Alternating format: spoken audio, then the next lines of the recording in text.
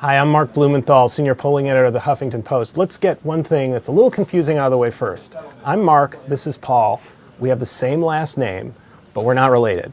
I cover polling, he covers money and politics. Paul, start with a question.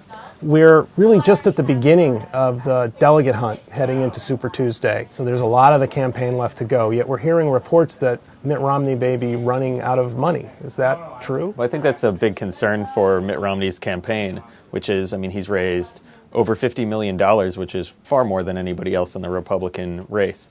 But he's been burning through that money at a really fast clip. He spent 3 times as much in January as he raised in January, and he's been raising money mostly from people giving $2,500, which is the maximum amount an individual is allowed to give. So 40% of his contributions so far have come from people who have already maxed out. So he can never go back to those people to tap into their donations again.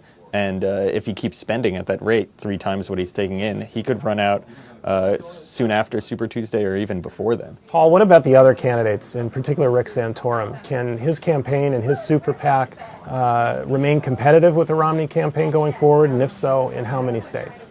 That's a really big question because, as we've seen in previous races, if you can keep up the spending with Romney, then you can possibly pull off a victory.